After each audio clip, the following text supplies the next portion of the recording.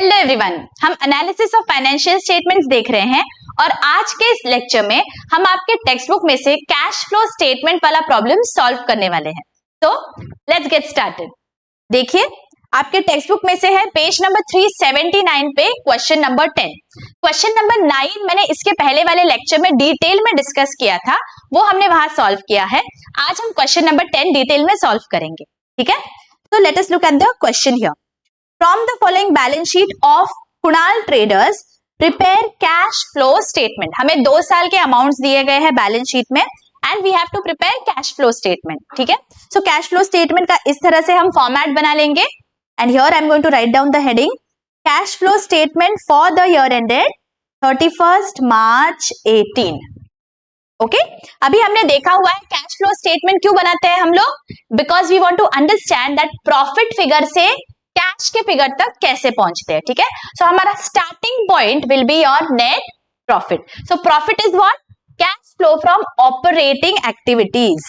तो 3 एक्टिविटीज कौन से हम क्विकली रिवाइज कर लेते हैं? Operating, financing and investing activity.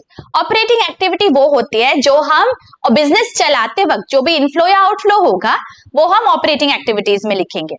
Financing activities वो होंगे जिनके वजह से हमें पैसा मिलता है, बिजनेस में इनफ्लो होता है, जैसे शेयर कैपिटल, प्रेफरेंस हो या इक्विटी हो या डिबेंचर्स हो, या फिर हमने कहीं से लोन लिया है, that becomes the source of finance for the business. इसीलिए ये फाइनेंसिंग एक्टिविटीज में आता है।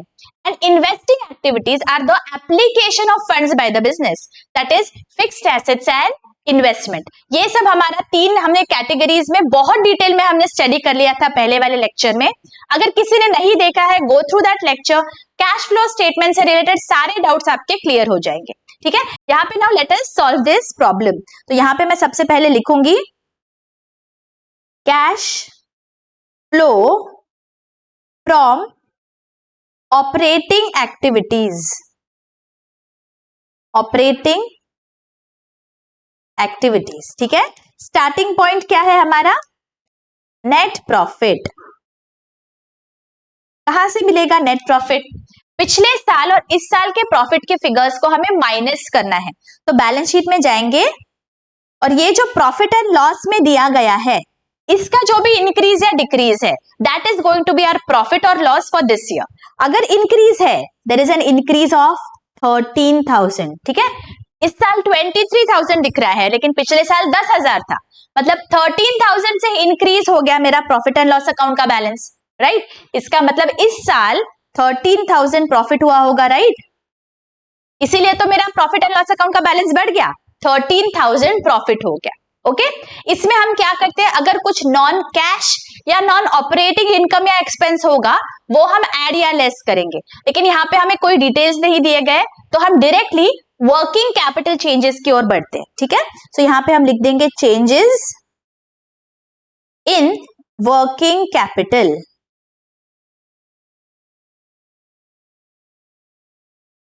हमने क्या देखा हुआ है? Quickly we will write it down.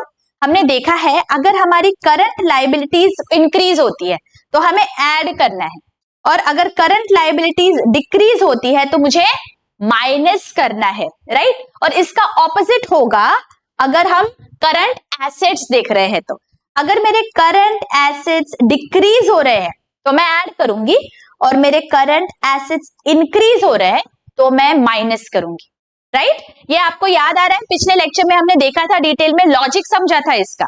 ठीक है, now let us see what are the changes in the working capital. तो बैलेंस शीट में चलते हैं, एसेट साइड पे what are the current assets? Cash है लेकिन वो मैं एट द एंड लिखती हूँ मेरे स्टेटमेंट में। ठीक है, नेक्स्ट इज डेटर्स।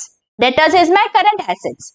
पिछले साल 1,20,000 थे डेटर्स, इस साल 1,15,000 है, मतलब 5,000 से मेरे डेटर्स कम हो गए, राइट। तो हमने क्या देखा है, अगर मेरे करंट एसेट्स कम होते हैं इसका क्या मतलब हुआ? उन्होंने मुझे शायद कुछ पैसा दिया होगा, राइट, इसलिए वो कम हो गए, तो मुझे ये ऐड करना पड़ेगा। Okay, and next is what? Stock. पिछले साल 80 था, इस साल 90 है, मतलब 10,000 से मेरा स्टॉक बढ़ गया इस साल, मतलब मेरा कुछ पैसा स्टॉक में अटक गया, मेरा इंक्रीज हो गया current asset. Current asset increase मतलब इनडायरेक्टली आउटफ्लो ऑफ कैश, तो मुझे माइनस करना है, ठीक है। And next is what, land. Land मेरा फिक्स एसेट है, तो फिक्स एसेट मेरा इन्वेस्टिंग एक्टिविटी में आएगा, ठीक है। तो ये दोनों मैं यहाँ पे लिखूंगी। Let us go to the liabilities side now. Liability side में share capital, it is my financing activity, तो अभी मैं रहने देती हूँ इसे। क्रेडिटर्स पिछले साल 70 थे, इस साल 45 है, मतलब 25,000 से क्रेडिटर्स कम हो गए।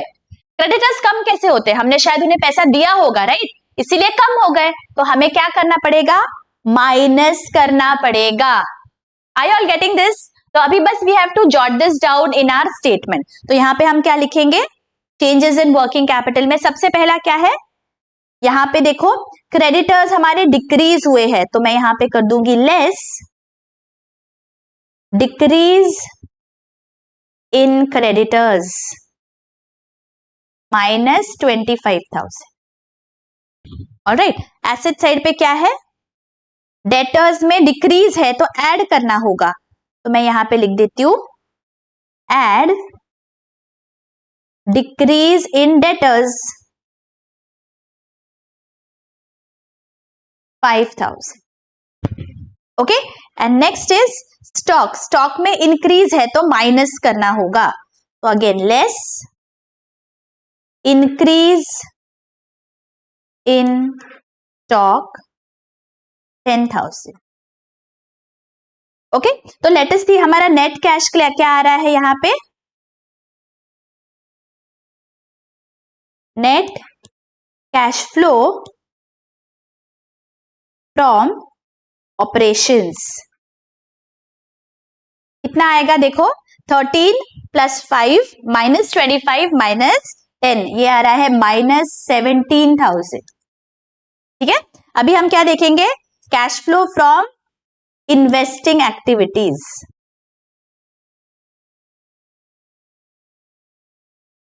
इन्वेस्टिंग एक्टिविटीज, इन्वेस्टिंग मतलब let us go to the asset side and see. Asset side पे क्या है, देखो फिक्स्ड एसेट लैंड, पिछले साल 50,000 था, इस साल 66 है, मतलब 16,000 से मेरी लैंड की वैल्यू बढ़ गई है, ठीक है।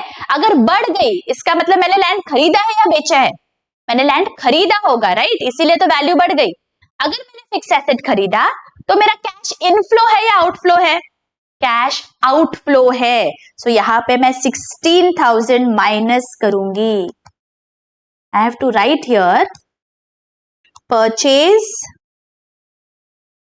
Of land, getting this. और कुछ है investing activity, nothing else is given, ठीक है। अभी लास्ट हमारा क्या है, financing activity, cash flow from financing activity.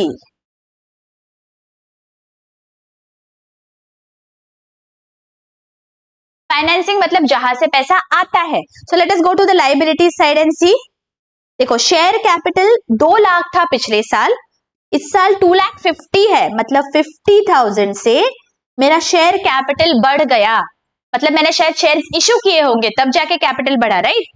अगर शेयर्स इशू किए मतलब मेरे पास पैसा आया है बिजनेस में, तो this is inflow of funds, तो यहां पे मैं लिख दूंगी 50,000 and here I am going to write down issue of shares, ऐसा आया बिजनेस में, करेक्ट। Is this clear? और कुछ बचा है क्या अनटिक्ड बैलेंस शीट में, ठीक, कैश को छोड़ के everything else we have ticked, तो यहां पे अभी मुझे लिखना पड़ेगा net cash and cash equivalent. Equivalent मतलब एज गुड एज कैश, मतलब कैश हो बैंक अमाउंट हो, everything we have to club into this, ठीक है। नेट क्या है, देखो ये तीनों की टोटल -17 -16 + 50 कितना आ रहा है 17,000, ठीक है। अभी इसमें मुझे क्या ऐड करना है, जो भी ओपनिंग बैलेंस था कैश या कैश इक्विवेलेंट का, तो opening cash and cash equivalent ये मुझे मिलेगा बैलेंस शीट में। चलो बैलेंस शीट में देखते हैं। दिस इज 30,000, तो I am going to add 30,000, तो कितना बचता है, देखो 30 + 17 दैट इज 47, ये मेरा ओपनिंग बैलेंस था, ठीक है। 17,000 इस साल मैंने कमाए हैं, इस साल मेरा कैश इनफ्लो है 17,000 का। 30,000 ओपनिंग था, इस साल 17 हुआ, सो टोटल अभी 47,000 बचा है at the end of this year, ठीक है। Let us tally this with the balance sheet. 47,000, right. तो यहां पे अभी हम क्या लिख देंगे, closing balance of cash and cash equivalent, ठीक है, 47,000।